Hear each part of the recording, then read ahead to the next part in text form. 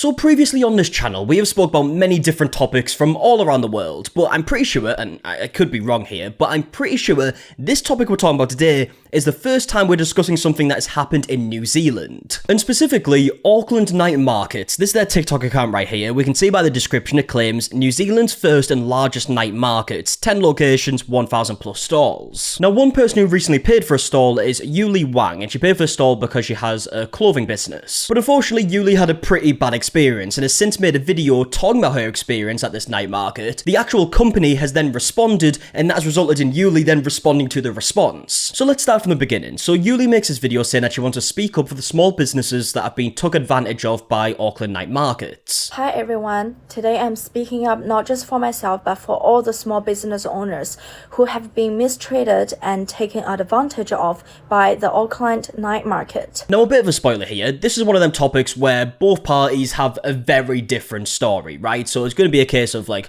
who do you believe here? Now, Yuli's story starts off by saying that she booked a stand at this market, she arrived at the market, she rings the owner or the organizer, and she's just told to set up anywhere. I run a small clothing brand. Recently, we have reached out to the Auckland night market to book a stand. I was told to contact a woman called Victoria when we arrived. When we got there, fully packed, ready to set up, I called her 3 times and she didn't answer. On the 4th try, she finally picked up. So I asked her, "We have arrived, where can we set up our stand?" And she said on the phone very casually, "I'm not there, I'm at Takapuna, just set up anywhere." So I double checked with her, "Can we just set up anywhere?" And she said, "Yeah, just set up anywhere," and hung up on us. So Yuli does just that, right? She sets up a stand, all seems to be well, but then someone actually comes over and starts shouting at Yuli, saying that she's in the wrong area, and it turns out to be Victoria, who she spoke to on the phone. Then we set up our stand as instructed, but around 8:30, a woman approached us, very angry, yelling, holding an FPOS machine. And she yelled at us saying, "Why are you guys here? You need to move right now."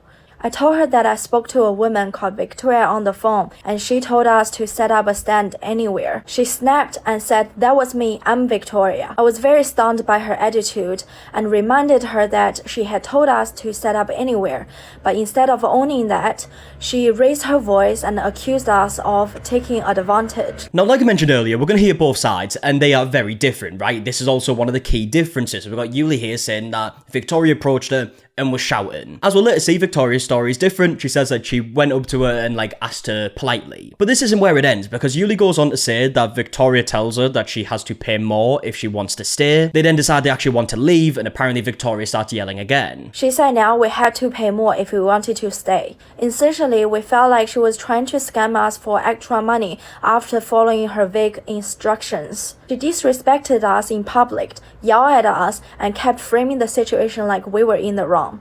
When in reality, we were just following what she said. The store fee was already very expensive, and now she wanted to charge us even more. We said fine, we will leave. She walked away and then came back, yelled at us even more. And she even tried to physically push me.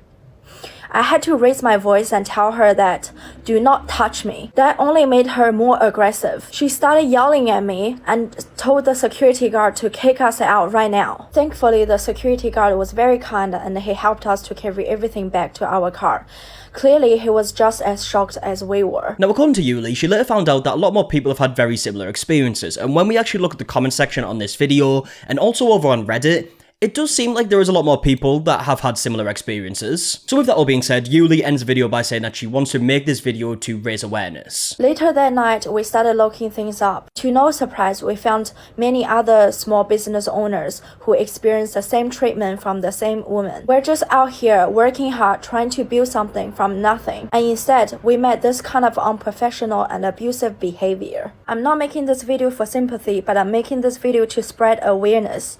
If you're a small business thinking to join the Auckland night market, please do your research first. The reality behind the scenes is not what it looks. We believe this kind of behavior is not acceptable for this society. Now, like I said, it does seem like people have had their opinions of the Auckland night markets, or at least like the owner and organizer of the night markets before this situation. For example, I found this Reddit post from a few months ago. It's on r/Auckland Eats, and it says, "Auckland night markets on Instagram, what the fuck?" And it's an Instagram post by Auckland night markets that says, "Not sure why this Vietnamese Vietnamese food stall is always insanely popular. There's already a long queue even before they open, and they're usually sold out before 9 PM. I tried their bestseller, the pork banh mi. To be honest, I don't find it that special, but the price is great, the ingredients are super fresh, and the portions is generous. You might love it more than I did, come give it a try. Which I mean is a bit of a bizarre post in itself by the actual Instagram account for the Auckland night markets, not like the person's like personal account, not Victoria's personal account, on the actual like business account if you will. Just straight up saying one of the stalls at a market wasn't very good. But what I find even more interesting is the replies to this post. Bear in mind, this is before Yuli's video. Night market worker here, the owner is a known a-hole, routinely raising rent prices even though the power we pay for goes out half the time. She treats stall holders like money minions and couldn't care less about sales. Some examples of her antics. She would post photos of our products advertised in markets we've never been to, leading to us getting angry messages from potential customers saying how disappointed they were we weren't there. Moved our stall post to the back of the market. Parking garage, if you know you know. With no prior warning and charges the same rent, our sales were half the regular amount. Got into a screaming match with me and my fellow wagey co-worker for not using a floor cover. We were never asked to. Routinely abuses power, as in if you ever talk back, aka verbally defend yourself in a calm manner, she won't let your stall in. Ignores all health and safety concerns regarding the quality of food and cleanliness. I could get into it, but if you ask me, there's very few places that follow guidelines. Someone should genuinely make an anonymous report about it. It's nuts, don't eat there. Anyway, it's a mess. She exploits stall holders like crazy, and I wish there was some way to get back at her, lol. Another reply here saying, lol, time for all the stories about the organizer to come out again, so I guess this has been going on for a while. There's a reply here saying they're annoyed because this stall opened its own restaurant last week, so maybe that's got something to do with it. And there's a bunch more replies just like this, but also just 2 days ago, there was another post on the same subreddit talking about the situation we're talking about today. And the caption for it says, looks like more bad behaviour from Auckland night markets. To which again, the replies is stuff like this, saying, so how does one show support for the stall holders without supporting this Victoria? I'm well aware of who she is and the shady way her and her councillor husband have set up the night markets to be success it is. So the obvious answer would be to stop going, but it hurt to stall holders too. And again, a bunch of very similar replies, right? So what it feels like here is for anyone who lives near the Auckland night markets, this story doesn't really come as much of a shock. But saying that, Auckland night markets have actually responded on a TikTok video, and the response is mainly in the caption, so let's have a read through. Recently, a stallholder took to social media claiming that she had a bad experience at a night market, saying that she was told that she could set up wherever and that she was unfairly shouted at. We've been running these markets for over 15 years. We know exactly how things work, and we don't allow anyone to set up randomly ever. That would make the market unsafe and unmanageable. All stallholders are always allocated specific spaces. If I'm not personally on site, there's always a team member present to guide new stallholders to the correct location. In this particular case, the stallholders set up in the wrong location, occupying 3 stall spaces in the middle of a walkway, but argued that she only took 1 space. When this was noticed, I politely asked her to move to the correct allocated stall, which her partner was shown. Instead of relocating, she chose to leave. At no time was the market full as claimed. There were still available car park spaces designed for stallholders. I have photos clearly showing where she was supposed to set up and where she actually set up. Despite being in the wrong location, she had already made sales due to being in a high traffic walkway, yet still refused to cooperate with this reasonable request. We treat all stallholders fairly and ensure everyone has an equal opportunity without blocking access or taking more space than agreed. Spreading misinformation only harms the community we have worked so hard to build over many years. For context, 40% of our stallholders have been with us for over 7 years. 30% of our stallholders have been with us for over 10 years. 20% have been with us over 5 years, only 10% are new vendors. We cannot please everyone, especially those who choose not to follow the rules. There will always be a few who are dissatisfied and spread false or exaggerated stories in an attempt to damage our reputation for their own reasons. We would like to take this opportunity to once again welcome all stallholders to join our night market. We always do our very best to support small businesses, which is why after 15 years of hard work, our night markets have continued to grow in both success and scale. None of this would have been possible without the ongoing support of our long-term stallholders and loyal customers. We are truly grateful and remain committed to giving back to the community in every way we can.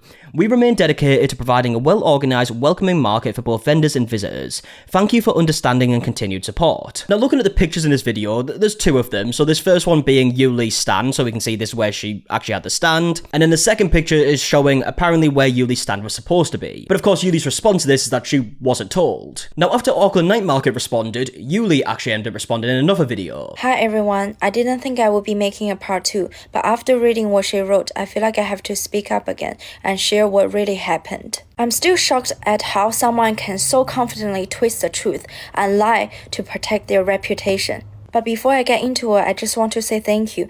Thank you so much to everyone who reached out, messaged, and supported me. especially those who've spoken up. For small business owners like me, going up against a large organization can be scary. So straight away you can see Yuli is saying that Auckland Night Market's response isn't true. And Yuli again claims that she was told to set up anywhere, she wasn't guided to a specific location. First, we were not guided to the correct location. I was told to call her when we arrived and she will show us where to go. I called her 3 times, she didn't pick up. On the 4th time, she finally picked up. She said word by word, just set up anywhere on the phone.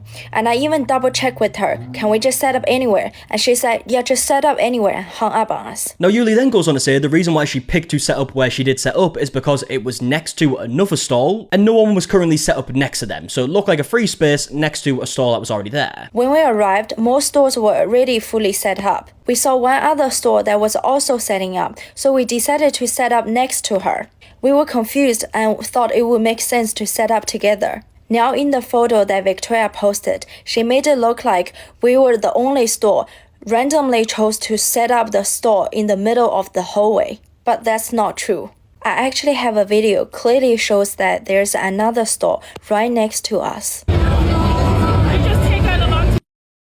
Which to me makes a lot of sense, right? If Yuli was really told just to kind of set up anywhere, you would probably want to set up near another stall just to make sure, you know, like you're in somewhat of the correct location. Yuli then responds to Victoria's claims that she politely asked them to leave. In her post, she said she politely asked us to move. That's honestly ridiculous. There were people saw her yelling at me. She was never polite, not from the moment she approached to us. Also the correct place that she later pointed us to.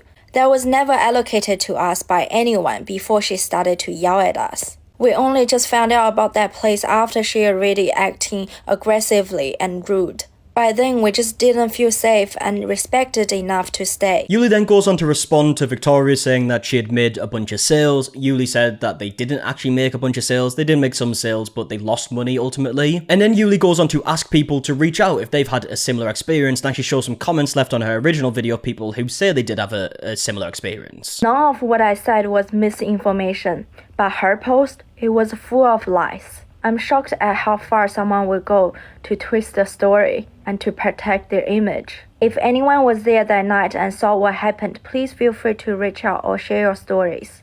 I've also received countless screenshots and messages from others who had similar experiences.